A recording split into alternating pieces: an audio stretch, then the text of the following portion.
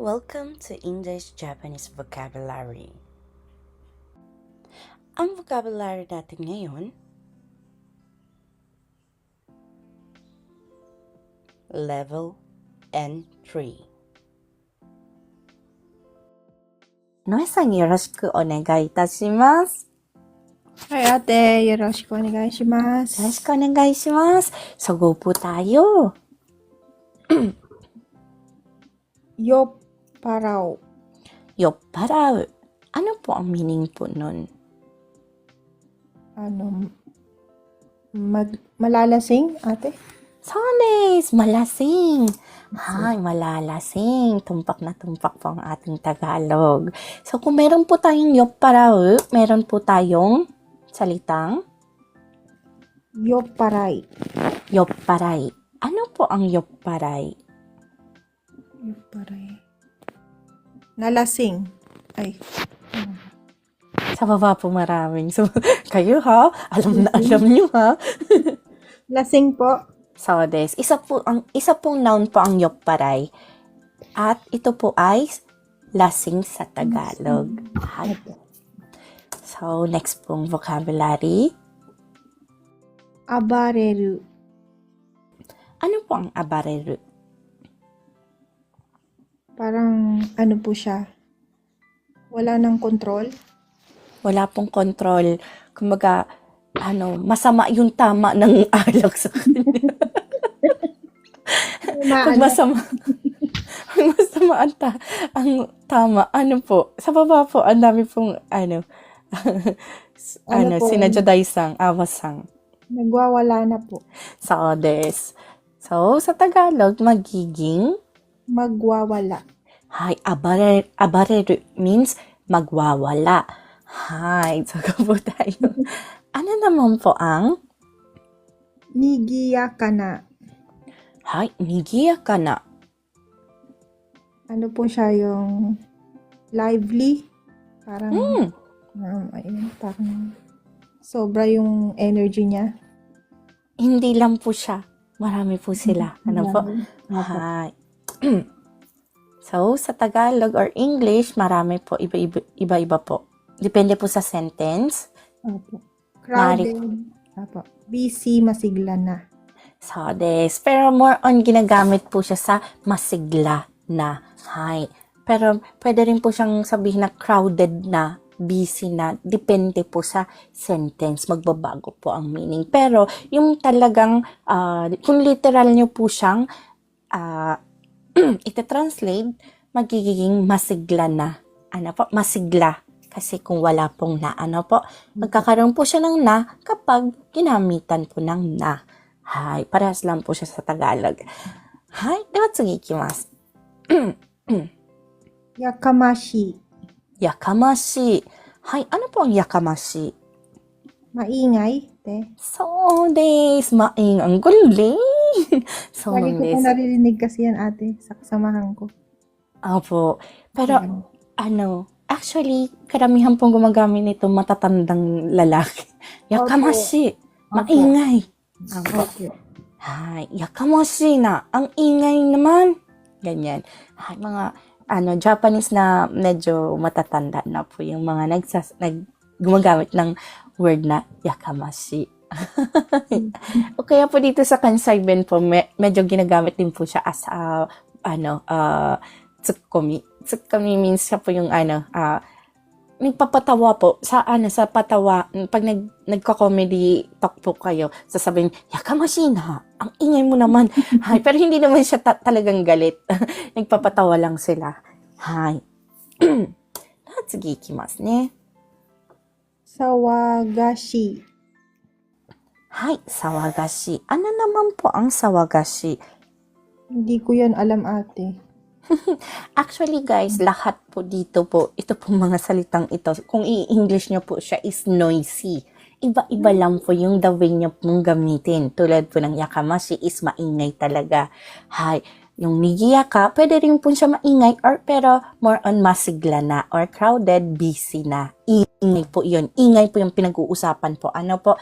Crowded na ingay. Image nyo po yung medyo crowded, tapos may naririnig kayo kung saan-saan na salita, naririnig nyo everywhere po kasi crowded nga po. Yung ingay po na yun, yung noisy na yun is nigiyaka po ang ibig niya po sabihin. Yung mga busy pong taong naglalakad po sa sa station, tapos ang iingay po ng paligid po, di ba po, may tumatawag, may nakikipag-usap sa kasama nila. Yung maririnig yung noise na yun is nigiyaka po siya, mapapasok. Ano po?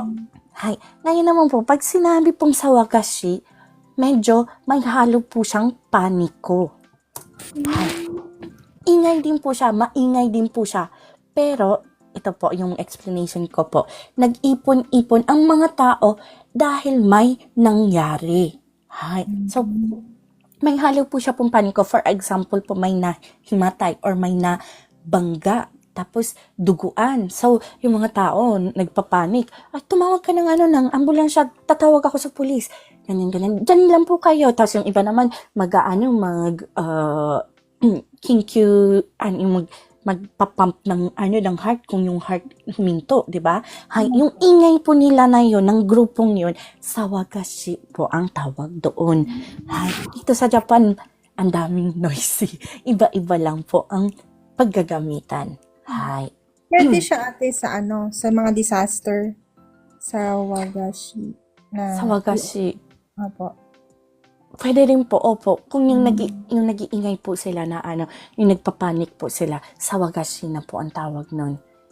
For example po, nasa work po kayo, hindi nyo po alam na may nangyaring aksidente sa labas ng company nyo. Pero nakabukas yung bintana nyo, tapos may naririnig kayo, bilisan mo ganyan, ganyan. May naririnig kayo noisy.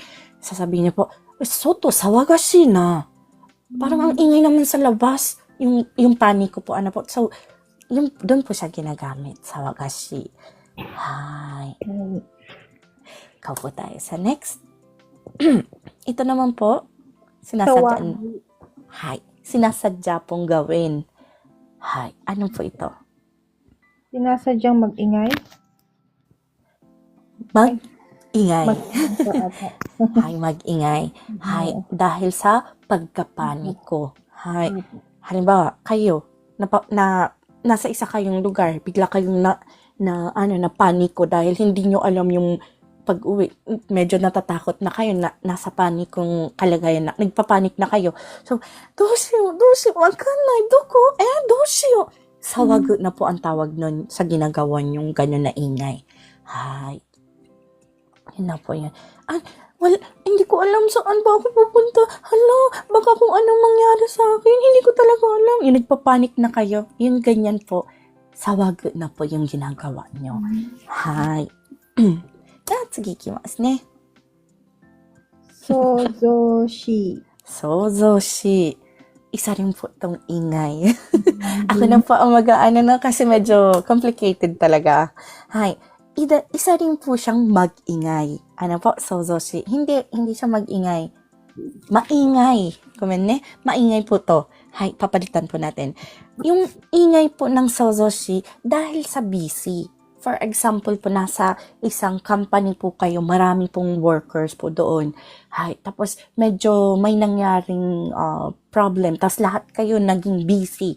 Yung naririnig yung busy, yung isa nagtatawag sa client. Yung isa naman nakikipag-usap sa boss. Yung isa naman naghuhukok. So, sabay-sabay silang gumagawa ng ingay, di ba po?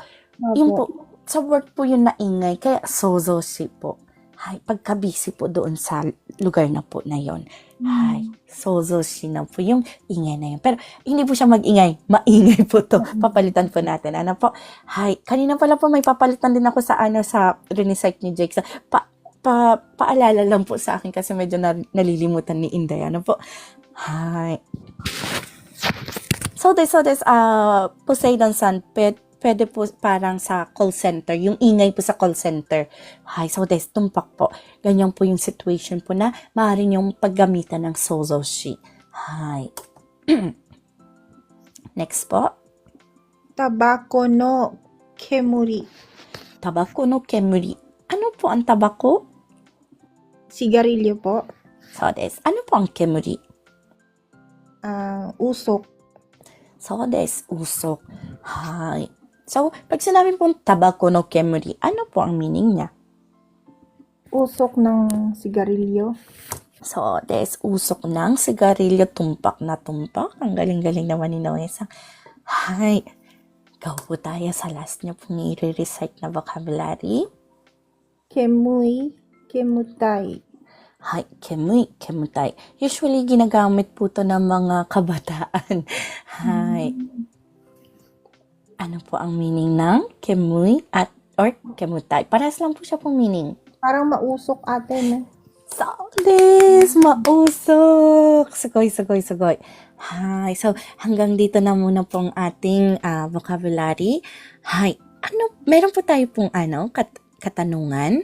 Wala po ate. Arigatou Daijoubu? gozaimasu. Arigatou gozaimasu. Hi. Sa baba po guys po, meron po tayo pong katanungan. Ate, may tanong po si Lord San. Hi. Lord, hindi po ako nagdadasal. Yung pangalan niya po yung tinatawag. Si Lord San po, sabi niya, pero yung Urusai Onaji po ba yan? Kasi hindi niya nilagay kung anong kino-compare niya. Saan niyo po, Lord, sang kinakompare yung Urusai pong, nabanggit niyo po? Meron pa po akong papaguhin? Nabago mo na pa ba yung ate sa Zozoshi? Nabago mo na po? Apo, nabago ko na po kanina. Hindi ko alam yung kay Ate, Kuya Jake. Ano po kay- yung kay Kuya Jake? Yung Mori po, naging kay... Arigato. Salamat Kuya Jake.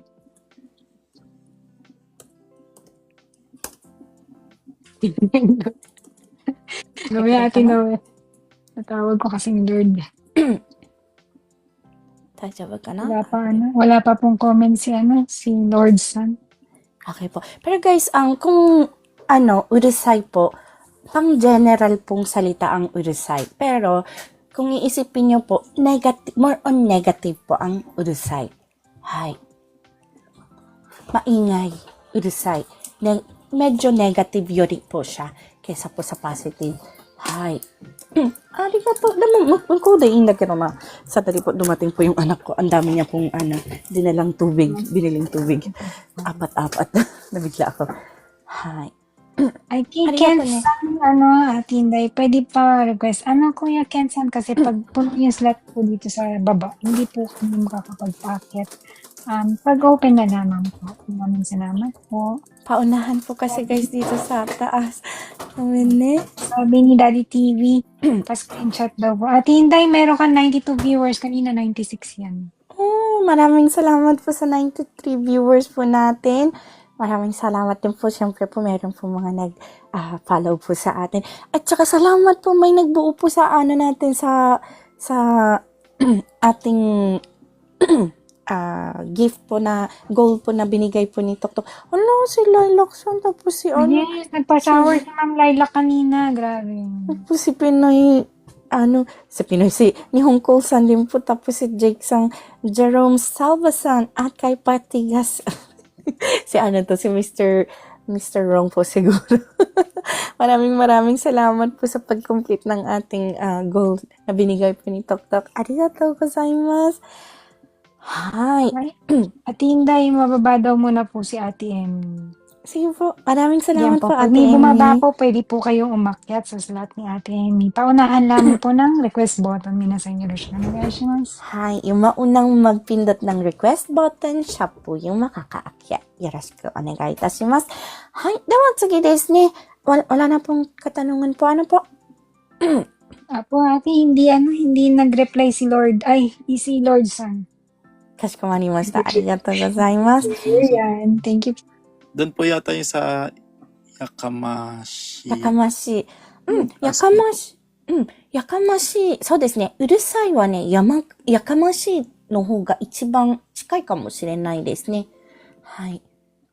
mas malapit po yung meaning niya sa urusai, yung Yakamashi po. Hi. Ito po ay cut out from our free entry lesson class. Sa taong 2025, may free entry lesson class po tayo sa TikTok tuwing MWF at 8 p.m. Japan time. Kung nais nyo pong sumali, maaari nyo po akong hanapin sa pangalang Inday in Japan o @Inday in JP. Please follow me and stalk me sa mga araw at oras na aking nabanggit. Thank you for watching and please continue supporting me, follow me, and share my videos for more contents. Maraming salamat po. Hanggang sa muli.